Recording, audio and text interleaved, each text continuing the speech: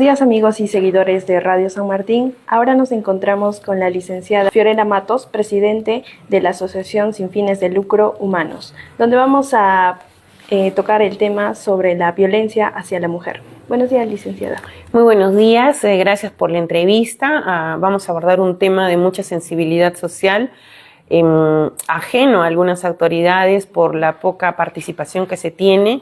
Y bueno, esperamos que la comunidad comprenda que la violencia se gesta o se da desde la familia. Los agresores no nacen agresores, las víctimas no nacen víctimas. Por eso es muy importante el rol que juega la familia para cambiar las cifras de horror que actualmente tenemos como estadísticas. Sí. Primero comenzar, ¿qué es la violencia y cómo es que se da? Porque existen varios tipos en la forma en que se puede darse, psicológica, física, económica. Claro que sí, en el marco de la Ley 30364, que está vigente en Perú desde el 22 de noviembre del año 2015, en reemplazo de la 26260, si no me equivoco, que era una ley netamente familiar, civil, vamos a decirlo así, donde los procesos de violencia familiar pues demoraban años, ¿no? Sí. Esta 30364, que en algún momento fue pues una copia de la Convención Belén do Pará, que es uno de los tratados internacionales donde Perú firma a nivel internacional. Advertimos que hay algún tipo de mejora en lo que es el acceso a la justicia a las víctimas. Hablamos, por ejemplo, que ya se tipifica la violencia física, psicológica y sexual con sanción punitiva, es decir, que puedes ir preso. Y la violencia patrimonial, que es considerado como faltas, que lo ven los juzgados de paz, ¿no?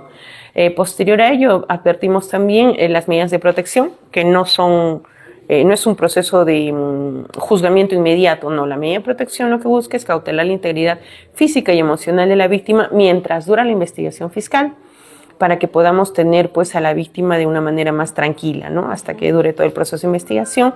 Y al presunto agresor se le dan normas de conducta como ir a sus terapias, para que en ese proceso que dura la medida de protección se pueda tener una mejora en la convivencia que se pueda dar en esa familia si son pareja, o en esa relación, si es que son enamorados o si son extraños, pues simplemente advertir cuál es la responsabilidad que se tienen cada uno, ¿no?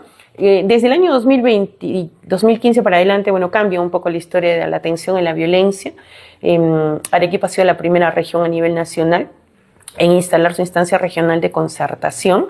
Nuestra institución participó de eso en el año 2016, el 16 de septiembre, si no me equivoco.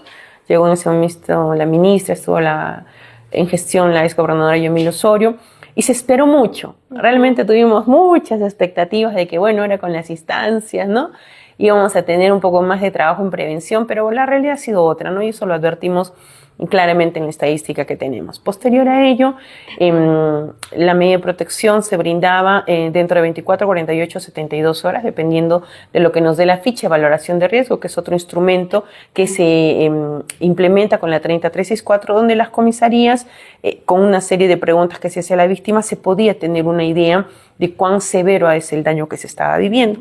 Cuando era un riesgo severo, obviamente estamos hablando de una posible tentativa de feminicidio, pues había inmediatez, ¿no?, para poder cautelar la integridad de la víctima y sus derechohabientes. Viene la pandemia, se advierte otras deficiencias del Estado con respecto a eso, porque mientras salían comunicados que nos decían que los servicios de emergencia se seguían dando para las víctimas, advertimos que medicina legal, por ejemplo, en Arequipa no estaba brindando el servicio, que no se estaba albergando a las víctimas, entre otras circunstancias, ¿no? Pasa la pandemia, hemos tenido modificatorias en la ley 30364, hemos tenido decretos supremos que la fortalecen. Una de ellas es las instancias de concertación, donde señala claramente de que el no presidir una instancia de concertación y no instalarla puede ser causal inclusive de suspensión, porque quien preside estas instancias son los alcaldes, ¿no? Se ha hecho un trabajo con Contraloría para que se nos informe qué municipalidades a estas alturas aún no han cumplido con instalar instancias de concertación, porque es muy importante que la autoridad como alcalde comprenda que también tiene un rol en el tema de prevención como presidente de instancia, en el hecho de trabajar acciones básicamente de prevención y coordinación, que son muy importantes en el momento de llevar a cabo acciones conjuntas. Nos vemos entonces que hemos ido evolucionando en el tema de la atención a víctimas. En el año 2018, en la época del ex presidente Vizcarra, Y a raíz de lo lamentable ocurrido con esta jovencita Iviégreda, ¿no? Donde este señor Carlos, que era un admirador de ella, vamos a decirle así, pues le prende fuego, y la gente en vez de ayudarle, pues estaba más preocupados en filmar lo que sucedía y no en brindarle ayuda. Desde ese año se declara como prioridad del Estado peruano la atención de la violencia contra la mujer e integrantes del grupo familiar, y de ahí cambia un poco más el tema de la atención que se debe de brindar. Hay más presupuesto en el Ministerio de la Mujer, en el Ministerio Público, en el Poder Judicial, en las comisarías, donde se debería de haber mejorado el sistema, pero bueno, quienes estamos en campo vemos que esto no ha variado mucho. Se fortalecen las instancias de concertación, se nos permite a la sociedad civil participar más activamente, y bueno, la realidad hasta ahora es que seguimos con violencia, seguimos con feminicidios, abusos sexuales, y lo que creemos realmente que nos está faltando en nuestro país es ir al origen del problema, y el problema es la familia, ¿no? ¿Qué familias estamos estructurando ahora, donde solamente nos interesa la procreación y la manutención, más no la formación? Y es ahí donde el Estado debería ingresar a intervenir de una manera más sostenible. Claro, y respecto a esto también nos hablaba de la pandemia, que en gran parte hemos estado encerrados como un año, porque no podíamos salir por esto del virus, y los índices también de violencia se han incrementado porque convivían las personas, y el proceso que pasan es difícil cada víctima. A veces, ¿cuánto tiempo puede demorar esto en el proceso para que la persona sea condenada que ha ejercido violencia hacia una mujer? Bueno, para todo hay plazos, ¿no? Para todo hay plazos. La pandemia realmente ha advertido las deficiencias del Estado, no solamente en el tema de violencia, sino en otros servicios, ¿no? Veíamos, por ejemplo, que quienes se beneficiaban con canastas o con bonos eran regidores, eran autoridades que ni siquiera tuvieron la delicadeza de devolverlos, ¿no? O sea, no había actualización. Quienes realmente lo necesitaban, pues estaban invisibles ante el Estado, ¿no? Inclusive nosotros hemos hecho bolsas solidarias repartiendo en sectores pues, que ni imaginamos que existían en Arequipa, pero de alguna manera nos sensibilizó más sobre la necesidad que existe actualmente en nuestra región, ¿no? Cuando uno denuncia violencia, puedes hacerlo en la comisaría, puedes hacerlo en los juzgados de familia, en la fiscalía, y con lo modificatorio que hemos tenido también ahora en la Defensoría del Pueblo, ¿no? Tienen 24 o 48 horas para que esto se pueda elevar al juzgado de familia, y el juzgado de familia resuelve igual en 24 o 48 horas, 72, la medida de protección, si procede o no la medida de protección. De ahí, los actuados se remiten a la Fiscalía Especializada de Familia.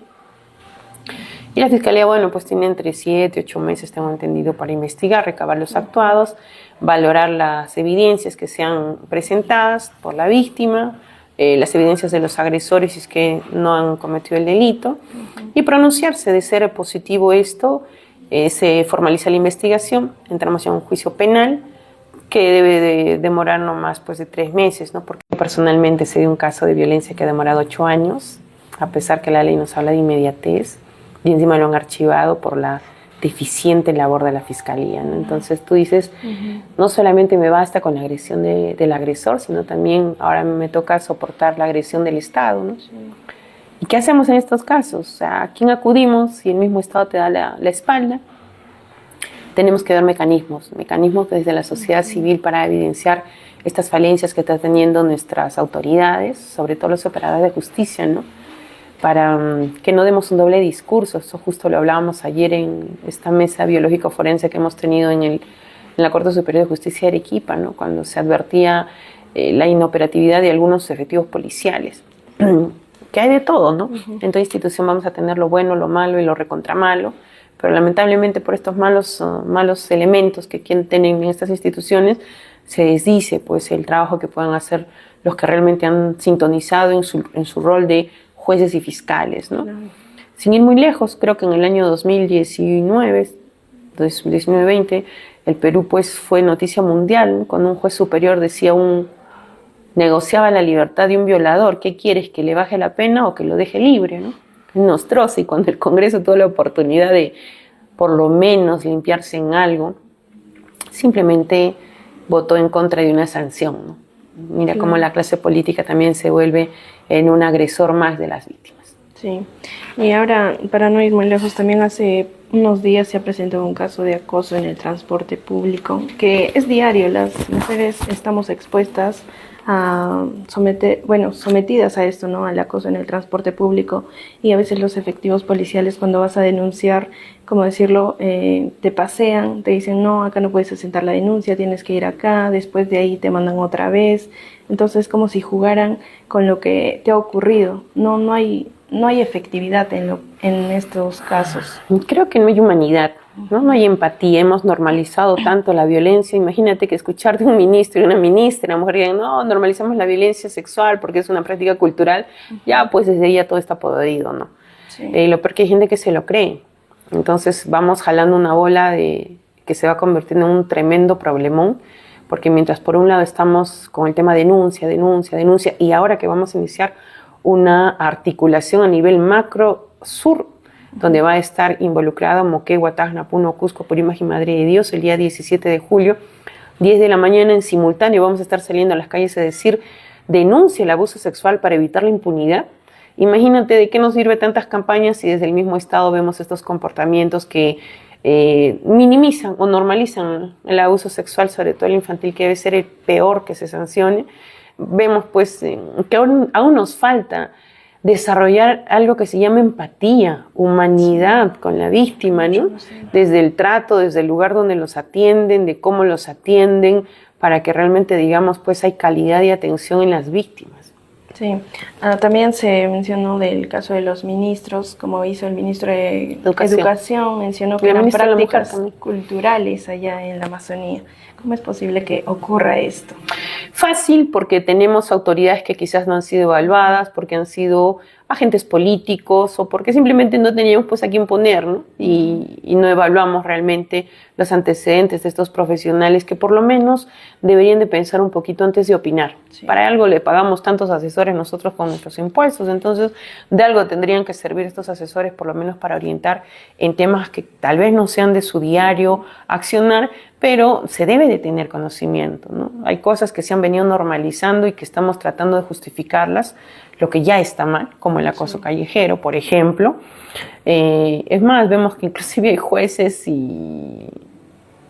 que justifican el comportamiento de los agresores por el tipo de color de ropa interior que usaba la víctima, ¿no? La ropa con la que nos vestimos. Imagínate a dónde hemos llegado. Pues ese es el resultado de tener autoridades, de tener funcionarios en estas instancias del Estado que han llegado, bueno, por concurso puede ser, pero por humanidad, por conocimientos, no. Y eso nos pone a nosotros como sociedad civil en un dilema, porque como te comenté, denuncia, y cuando denuncias te encuentras con estos muros, ¿no? Entonces ahí ya, pues, ¿qué puedes decirle a la persona? Respecto a esto, también no se dan siquiera la molestia de ir a ver cómo es la situación allá, cómo es la realidad, qué es lo que sucede realmente allá. Y vamos con lo que son las cifras. ¿Cómo es que vamos durante este año 2025, al menos aquí en Arequipa? Mira, tuvimos conocimiento que se han denunciado cerca de 200 denuncias de abuso sexual. Y todavía no hemos terminado el año. Estamos a la mitad. Muchos dirán, pero es una cifra reducida. No es tanto por la cantidad, sino por el tipo de delito. No estamos hablando de hurto. No estamos hablando siquiera de que, bueno, pues de que, no sé, igual cualquier delito es delito, ¿no? Y debería de ser sancionado, pero cuando hablamos de un abuso sexual, sobre todo el infantil, es pues la miseria humana en su máxima expresión, ¿no? Meterte con un inocente, con una inocente, y lo que es más triste, que sea el padrastro, el tío, el primo, como hemos visto en las noticias últimamente, un menor violentando a otro menor, decimos que está pasando en nuestra sociedad, ¿no? Y regresamos a lo mismo, ¿dónde está la familia? ¿Qué tipo de formación estamos dando desde nuestra estructura básica, desde nuestro espacio de autoridad? Porque nuestras familias es nuestro espacio de autoridad. Y ahí los papás debemos entender que el alcalde, el policía no va a venir para decirte, oye, educa bien a tus hijos, ¿no? Claro. No, ahí es una formación que va prácticamente de herencia, ¿no?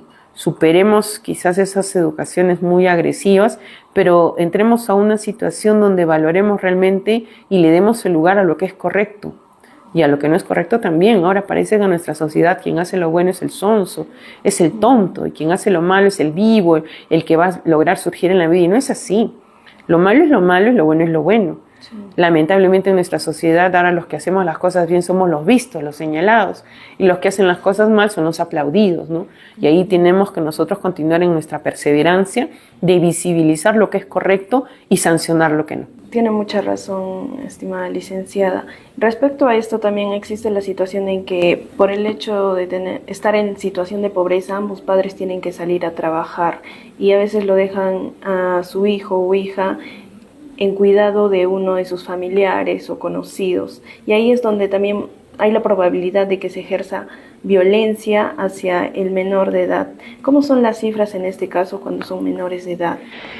Es lamentable porque, bueno, es cierto, ¿no? Este tema económico nos ha impulsado, nos ha obligado básicamente a salir de los hogares, las mujeres sobre todo, porque antes el que daba la manutención eran los varones, ¿no? Sí. Porque era más accesible, teníamos otro estilo de vida, pero ante tantos hogares disfuncionales, la mujer optó por tener que salir pues a buscar, ¿no?, la subsistencia, y eso nos ha generado un vacío en la formación, sobre todo de nuestros hijos, ¿no?, que en algún momento de necesidad los dejamos inclusive con la comadre o con los padrinos y no advertimos que puede haber un riesgo. Según la Policía Nacional, me acuerdo en las charlas que teníamos, los meses de julio y diciembre, enero eran donde más estadística de violencia sexual se reportaba, porque de pronto en el colegio, como sé, están cuidados, ¿no?, pero salen de vacaciones y ¿dónde los dejamos? Y ya optamos por el primo, por el tío, por el abuelo, y no nos damos cuenta de que quizás puedan ser los futuros agresores de nuestros hijos, ¿no? Inclusive cuando hay desastres naturales, la estadística de abuso sexual se incrementa. ¿Por qué? Porque, bueno, estamos conviviendo prácticamente todos en una carpa, con extraños, sin extraños, no hay un tema de seguridad para poder inclusive la intimidad de cambiarse la ropa, y eso pues se desborda en gente que ya tiene estos trastornos y aprovechan de los indefensos para poder abusar sexualmente, sobre todo de los niños. Pero realmente cualquier tipo de abuso sexual debe ser sentenciado, ¿no? Inclusive hay abuso sexual a varones. Sí. No solamente a damas. Nosotros estamos yendo acá a la imputación del delito, y justo el día de ayer, te comento, hemos desarrollado la 6ª mesa de trabajo para la implementación del laboratorio biológico forense y banco de ADN. ¿Cuál es el objetivo de esto? De que las evidencias biológicas para imputar el delito de abuso sexual no demoren los resultados en llegar tanto a las carpetas fiscales como está ocurriendo ahora. Con esto le damos oportunidad al agresor de poder pues salir libre, ¿no?, porque no llegó una evidencia tan importante como es el ADN para contrastar lo encontrado en la víctima con el ADN del presunto agresor, y de esa manera pues tener prueba fehaciente de que es el agresor, ¿no? Ya no es agresor, es el imputado. Entonces ahí la jefe de medicina legal, la doctora Fresia, a quien agradecemos por su participación, dijo, sí, pues está demorando mucho, ¿no? Y eso nos pone en desventaja. Y peor es cuando también el agresor fuga. ¿Cuántos años todavía tienen que pasar para poder atraparlo y que sea condenado? Es mucho peor para la Claro que víctima. sí. Y no solamente en abuso sexual, vemos feminicidios que hasta el momento no se ha podido agarrar a los denunciados, ¿no? Porque simplemente pues se dejó una puerta abierta ahí en el tema legal por la bendita interpretación y ¡pum!, se hicieron humo, ¿no? Y la víctima no puede estar tranquila ni su familia porque están con el temor de saber en qué momento llegará, en qué momento me volverá a agredir o tomará represalias contra nosotros. Lo mismo pasa con los abusadores sexuales, ¿no? Por eso el discurso debe ser uno solo. O sea, aquí no hay impunidad por el delito sexual, por el abuso sexual de menores. Esto no se negocia, como en algún momento lo quiso hacer Inostroza, ¿no? Te dejo libre o te bajo la pena. No, eso ya pasó. Y juez o fiscal que entre en este tipo de ilícitos, señores, ahí la sanción debe ser ejemplar. No podemos permitir que el mal esté donde justamente debería de impartirse la justicia. O sea, ¿de qué estaríamos hablando entonces, no? O sea, ya como sociedad debemos entender cuándo debemos exigir realmente transparencia en un proceso legal, que debería ser en todos los procesos, pero en este caso los más indefensos son los menores. ¿Cuántas cámaras GESEL tenemos? ¿Cuánta inmediatez tenemos en poder brindarles la cámara Gesell a los niños violentados. Si demora 5, 4 meses en poder pasar una cámara Gesell porque no fue detenido en flagrancia el presunto agresor, no podemos brindarles la recuperación emocional a estas criaturas. Y eso también se va en contra de nosotros, porque en algún momento ellos van a terminar siendo ciudadanos y van a replicar los comportamientos. Realmente es una burbuja que se va creciendo y creciendo y creciendo porque desconocemos realmente cuál es el impacto de esto en nuestra comunidad. Y aquí no podemos ser indiferentes. Bueno, pues fue la jovencita de Cerro Colorado, yo vivo en Mariano Melgar, nunca me va a pasar. Mentira. ¿Por qué ojos vemos trastornos mentales? No sabemos. Tú no sabes con quién se relacionan tus hijos en el colegio o los van a hacer en la universidad. Y un segundo te cambió la vida. Y ahí recién decimos, ¿qué pasó? ¿Por qué la autoridad? ¿Por qué se demora tanto la pericia psicológica? ¿O por qué demora tanto la investigación? ¿O por qué me lo han archivado si yo tenía todo? Porque de pronto ya el SEN no presentó las evidencias, el fiscal no hizo los peritajes debidamente, no hay con qué imputar el delito. Y ahí vienen pues los problemas que se nos carga la sociedad, el resentimiento, el para qué voy a la justicia, o inclusive el tomar la justicia por sus propias manos, ¿no? También existe este caso en Lima que ocurrió donde la chica conoció a un policía y terminó asesinada. Y el policía terminó también quitándose la vida. O sea, hay muchos casos en los que el agresor no obtiene la justicia que debería. Y no solamente en Lima, no nos vayamos tan lejos, aquí nomás en el año 2019, en camino al Santuario de la Virgen de Chapi, ¿no? El feminicida la lleva a la señora con las 2 nenas, la mata a la señora y a las niñas. Feminicidio con parricidio, cuando esta persona, si le podemos decir así, nos dice, bueno, lo que pasa es que quería rehacer mi vida y no quería pendientes. O sea, para esa persona sus hijos eran pendientes. En Chihuahua, el feminicida la mata a la chica, lo mata al papá de la chica y se autoelimina. O sea, ya la sanción punitiva, ni siquiera la pena de cárcel, la pena de muerte es intimidatoria, lo que advierte cómo cambió el comportamiento del agresor. El año pasado en Arequipa, lo que ocurrió en Cerro Colorado, el tío y la sobrina, que le encuentran en la refrigeradora, 3 días después, el tío pues se autoeliminó, tenemos entendido, o lo que pasó en Majes, la mata a la señora en la tienda y se autoelimina él. O lo que podía haber ocurrido en Quinta Samaya en Caima, ¿no? La mata a la señora, se quiso autoeliminar, no le resultó, terminó herido, pero ya vemos pues que la sanción punitiva no es un causal para desistirse del delito. Ya ni les importa, por eso es que insistimos mucho en el trabajo de prevención. Y es que esto es pues a largo plazo. No vas a ver el resultado de acá 1 semana, 2 semanas, pero hay que iniciarlo. Si realmente queremos una sociedad con mayores oportunidades, una sociedad más segura, de nada nos sirve la sanción punitiva o la pena de muerte. Eso ya está descontado. Cuando el agresor quiere cometer el delito, se acabó la historia. Sí, pues muchas veces también no llega a la justicia como tal y después que ocurrió el hecho toman las acciones que deberían hacer. Después que ocurrió el ilícito, recién te das cuenta de que la medida de protección no fue dada a tiempo, como lo que ocurrió en el norte, que la chica la matan el 26 de agosto y el 27 de agosto recién le llega la medida de protección, burla para la familia, o lo que ocurrió en Arequipa en el 2018, ¿no? Que la víctima va el 14 de febrero a denunciar violencia con las 2 bebés acá a la comisaría Mariscal Castillo en Cerro Colorado. 3 días después viene el agresor con las mismas criaturas diciendo ya la maté. ¿Qué pasó con esa ficha de valoración de riesgo? O sea, aquí todos nos involucramos y a todos nos llueve. Por eso ahora la ley sanciona acción u omisión. No podemos ser indiferentes. Ahora, para culminar, las recomendaciones que puede dar a los oyentes, bueno, a las personas que nos... Bueno, más que recomendaciones en base a lo que nosotros estamos viviendo, es recordarles a los padres de familia que me están sintonizando.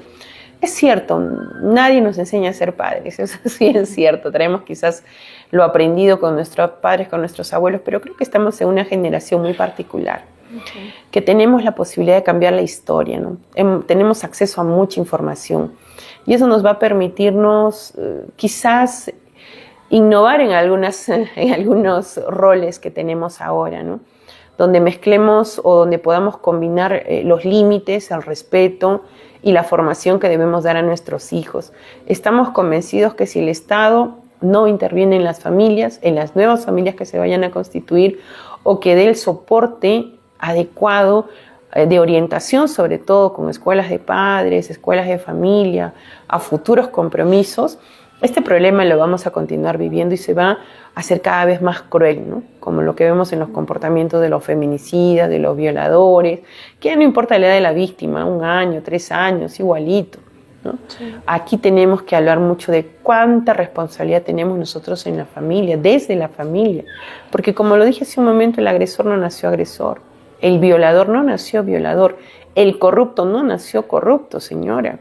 Y eso que usted permite ahorita a su hijito, que de pronto, ¿no? Jajaja, jijiji, me trajo el arregle, el lapicito del colegio que no era de él, y en vez de no resondrarlo, ¿no? Sino corregirlo y decirle, corre, devuelve, todavía le festejamos. Luego pues terminan trayéndonos la billetera, el celular que no era de él, ¿no? O si de pronto también creemos que, ay, porque es el hijo de la casa, él no hace nada, solamente la nena, y él que lo pase de ligero, eso es por futuro machista, ¿no? O de pronto que usted misma alcahuetea que él tenga una noviecita y 2 noviecitas y 3 noviecitas porque es el macho del barrio. No, pues señor, eso está mal, ¿no? Y lamentablemente a los machistas los formamos nosotras las mujeres en la mayoría de los casos. Y es ahí donde debemos entender nuestro rol de formación. Nosotros vamos a iniciar una campaña muy importante que dice, en Arequipa cuidar la salud mental está de moda. ¿Y tú ya fuiste al psicólogo? Espero que tengamos impacto, sobre todo cuando Arequipa ha sido declarada en emergencia su salud mental. Tenemos un serio problema de salud mental en la región. Muchos no lo quieren aceptar por un tema de estigmatización, pero bueno, ya es evidente que por lo menos 1 vez al año o 2 veces al año, como pasa con un control médico que todos nos debemos de hacer, tenemos que ir al psicólogo. La pandemia ha advertido una seria deficiencia en la salud mental, más de la ya existente. Hemos pasado por duelos, por depresiones, por divorcios, por separaciones que no han tenido el acompañamiento emocional. Y eso nos va a pasar factura. Por eso es muy importante que nosotros entendamos que desde la familia vamos a formar o deformar a los nuevos ciudadanos. No queremos más corruptos en el Perú, pues no formemos corruptos. No queremos más agresores en mi comunidad, pues no formes agresores desde tu hogar. Y el hecho que de pronto seas víctima no te da el derecho para que lleves a tus hijos a una historia de violencia. Tienes que denunciar. Y si ya tu hija, tu hijo te ha dicho que tu abuelo, el tío, el primo, tu pareja, tu nueva pareja los está tocando, los está abusando, pues denuncia. Antes que mujer tienes que ser madre y tienes que denunciar las situaciones que pongan en riesgo a tus hijos. Ahí no hay excusa alguna de que no denuncié porque, ay, ¿quién nos iba a mantener? No, el trabajo se da de 1000 maneras, pero la seguridad de tus hijos no se negocia. Y en eso tenemos que ser claros. Cuando comprendamos el rol de formación que tenemos en la familia, vamos a tener mejores ciudadanos, mejores autoridades, una mejor sociedad. Obviamente esto acompañado de la fe que cada uno pueda tener, ¿no? Porque esto es muy importante también en los límites que vamos a tener dentro de nuestra formación. Arequipa es una ciudad católica, es una ciudad creyente, hay muchas modas que se están imponiendo, pero ahí justamente es la familia, pues, ¿no? No esperemos solamente el terremoto, la desgracia, para recién arrodillarnos y decir, Dios mío, no nos desampares, y el resto del tiempo, ¿qué? Dios es bueno, no es tonto.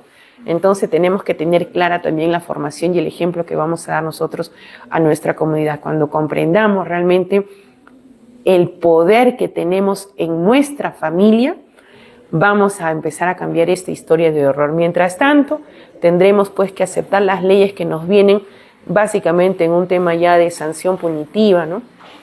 Pero antes de llegar a esto, yo estoy convencida y estamos convencidos quienes estamos en este tema que tenemos que trabajar en la familia, que nuestras autoridades tienen que ser empáticas, que los operadores de justicia tienen que impartir eso, justicia por encima de sus intereses y que, bueno, si ya eres víctima de violencia familiar, pide ayuda.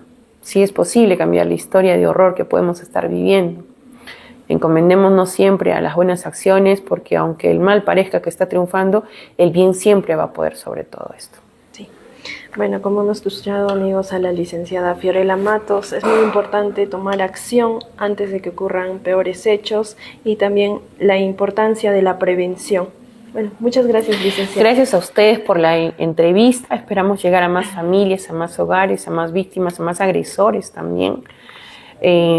Invitarlos a nuestros consultorios psicológicos ubicados en calle Don Bosco 111. Si eres víctima de violencia familiar, pobreza extrema, las atenciones son gratuitas. Tenemos los consultorios legales también para ver todo lo que es civil gracias al convenio con la Universidad Continental, tenemos los proyectos Psicólogos y a Pie, que estamos todos los sábados saliendo a diferentes sectores. Gracias a la Municipalidad de Jante, estamos atendiendo a los abuelitos de la Municipalidad de Jante, gracias al licenciado Víctor Hugo Paucar, porque nos está permitiendo dar estas charlas ahí. Los miércoles tenemos nuestros webinar informativo gracias a la Unidad de Sensibilización Empresarial, con el tema Educación Emocional para mejorar el rendimiento laboral. Vamos a estar en Caja Huancayo, me parece, el día 4 de julio. Iniciamos con ellos gracias a las empresas que nos están permitiendo llegar también con nuestro mensaje de prevención y más nada. Este 17 de julio tenemos un compromiso, las regiones de Moquegua, Tacna, Puno, Cusco, Arequipa, Madre de Dios y Apurímac. La Gerencia de Desarrollo Social y las de Mundo juegan un rol muy importante en esta campaña. Denuncia a tiempo el abuso sexual para evitar la impunidad.